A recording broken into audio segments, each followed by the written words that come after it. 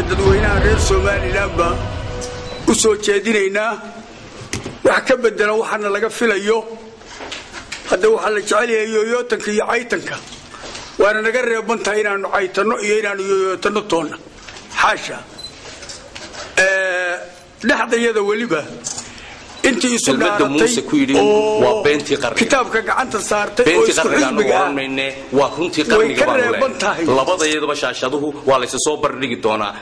hadduu sheegay Muuse laba go'aan oo qoraal loo codeeyay inta loo codeeyay kuwa wada haay inta aanu doonaynay inaan dadweynaha iyo bahweynta xisbiga kulmiye aanu u bandhigno ay tahay waxa ku jirtay doodahooda inaan guddiga fulinta ay iyagu xaq u leeyihiin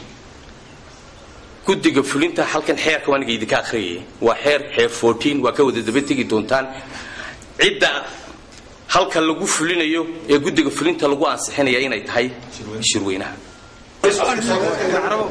annaga maanta laga bilaabo waxaana laga rabay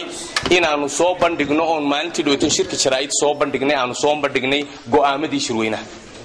go'aamada shirweynuhu iyo liiskii golaha dhexe guddigii fulinta wixii xeerar ahaa dhammaantoodba annaga way naga soo baxeen waxaanaanu cadaynaynaa in ay ku wareegeen hay'adii xilka lahayd oo aanu ku wareejinay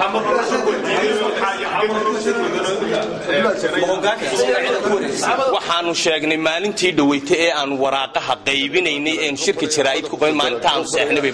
xirantay annagu hawshii aan haynay laga bilaabo saacadaanay sidaan anigu u jecelahay la noqon mayso sida Muuse bixi u jecel yahay na noqon mayso si cali jaamac kale uu jecel yahay na noqon mayso waa sida uu isagu uu u qoran yahay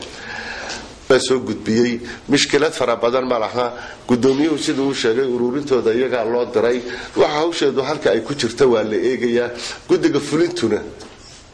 min shacabka tubaya inaan tuminba nin wax magacaabay inaan magacaabinba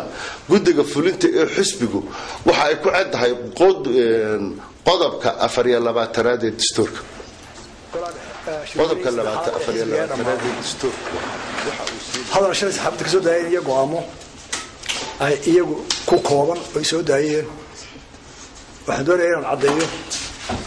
إيران شرعي حزب كمالك وافق سنة قضبة ذلك هذين بدن كله ما يعين وحشرك سوق قاضي يجو عم شركة ليه سيدا بقى شرقدون شرويني وحوش قيا أود ليه وأنت شرك فاضي كل واحد جراه كلها وسيلة رك بدن أو أفرتان سنة ضبا كان حوالي حزبها هي حكومتها خلافات كهذا ما يمانته وقت كذا لقاري دور